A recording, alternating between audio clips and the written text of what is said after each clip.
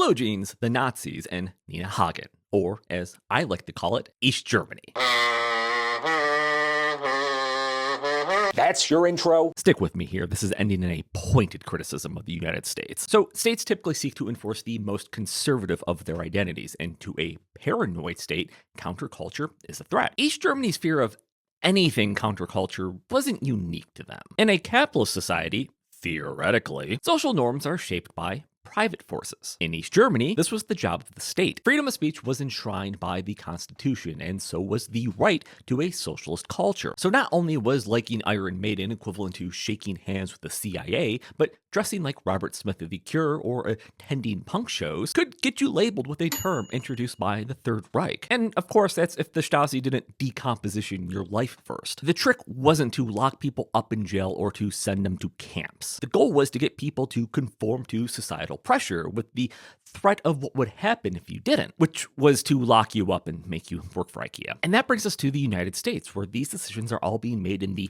eyes of the beholder for who the enemy of the weak is. We are currently using tattoos and criticism of other countries to police people into overseas prisons. And fun fact, it was against the law in East Germany to criticize other allied states. And this is acceptable to the conservative mainstream as an extension of broken window theory. The idea that a broken window indicates other lawlessness that the state needs to police. What the West took for granted that capitalism would solve, the East German state saw as a threat to the foundation of their society. Something East Germany were willing to sell you to the West to get rid of. Now, 95% of comparisons between the Third Reich and East Germany are completely worthless, uninformed grift, which makes that final 5% stand out even more. The foundation of East Germany was built on rejecting the entire ideology that had brought the German state to its ruin and destruction. So no, the Stasi weren't just former members of the Gestapo. In fact, very explicitly, that was the only thing that would ever bar you from joining.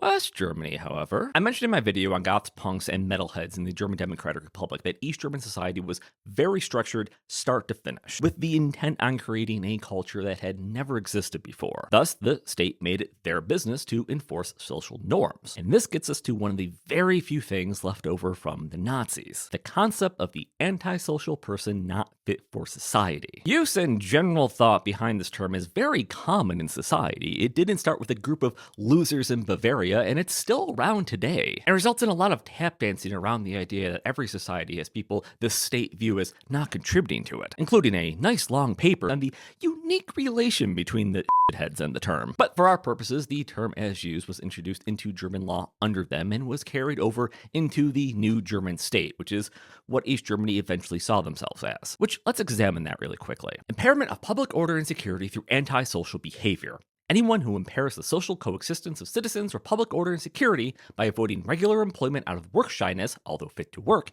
shall be punished with a suspended sentence, a prison sentence, or otherwise imprisonment for up to 2 years. Anyone who engages in prostitution or otherwise impairs public order and security through an antisocial lifestyle shall be punished in the same way. As written, that seems very reasonable. Why shouldn't the state have the right to round up people that don't contribute or are a danger to society by their very existence? Well, when I put it like that, it seems like I should have a shitty little mustache or a really bad orange spray tan, shouldn't I? So in East Germany, you had freedom of speech, you had freedom of expression, and you had the right to a productive culture that the state gave themselves the teeth to enforce, as all states do. And this brings us to Frau Hagen. So, fun fact, Nina Hagen's mother was a former partner of the famous East German dissident Wolf Biermann, who was subject to the infamous Stasi decree of decomposition. It's how her and her hair wound up in West Germany. That term, decomposition, came about with the major change that happened with the East German constitution and legal structure at the end of the 1960s into the 1970s, coincidentally when Walter Ulbricht was pushed out of power by Erich Honecker. There was nothing coincidental about that. Honecker understood East Germany's reputation of a repressive police state that would knock on your door if you told a joke about them. He also understood that this was getting in the way in the global acceptance of East Germany as a concept. So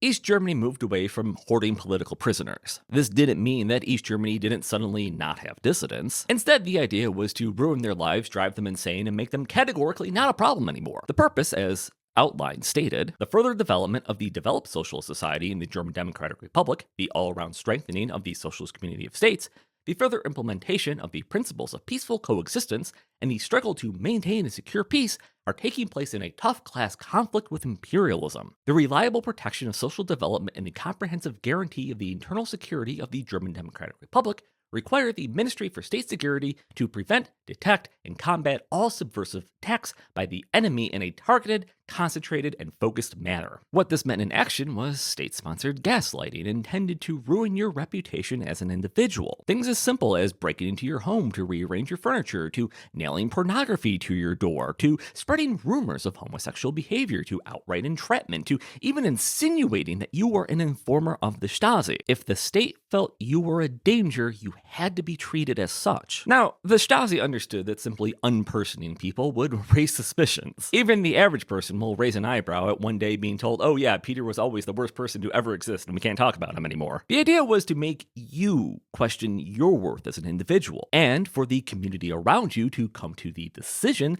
that they were better off without you. It wasn't the state that was removing you from society, it was society. Then, if the state did take action against you, well, good riddance, who would feel sorry for you? It would be like sending someone to a foreign gulag and then releasing court documents and traffic stop cameras against them. You shouldn't feel sorry for that person. They were a problem that has now been taken care of. Isn't that basically how COINTELPRO operated in the United States? Sure was! So when parents were separated from their children under that previously mentioned paragraph 249, that was for their own good. Those parents had no right to those children because they were unproductive people. And this brings us to blue jeans and what they represented. A rejection of the culture that East Germany was trying to promote. East Germany saw the teenage culture of the West as a threat to the socialist culture, something that future leader of East Germany, Erich Honecker, was explicit about, saying you had no expectation of allowance all the way back in 1965. This is when Walter Ubach referred to Western music as yeah music, and asked if East Germany really needed to copy all the crap that was coming in from the West. This 1965 article by the Wall Street Journal states that a young East German woman had escaped to the West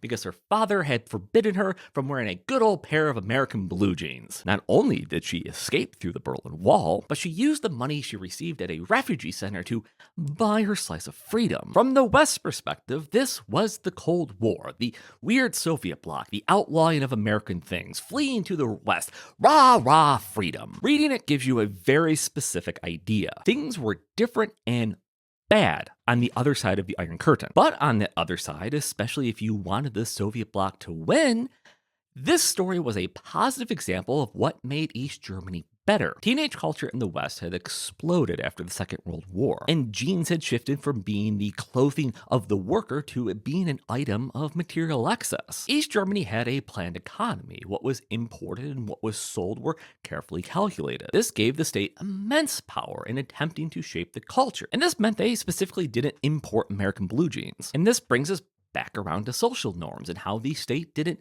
need to ban something, because by branding something as capitalist in nature, it meant going against the norms of society. Keep in mind, the West operated like this as well. Jeans socially weren't held to be proper wear for decades into the Cold War, being the subject of the same hysteria on teenage culture and rebellion. When I say that jeans were banned from schools, youth clubs, and other public areas, unless I am specifically showing pictures of Polytechnische Oberschule, FD Jungen, and people attending a BFC Dynamo game, you can't be sure I'm talking about East Germany. And just like in the West, jeans were slowly entered into society as acceptable. First, the GDR did make their own, called rivet pants, and entire subcultures sprung up around them. Not just in having them made either, but in how to make them comfortable and just, I don't know, is it so weird to think that people got together to make their own clubs for things they find cool and are interested in?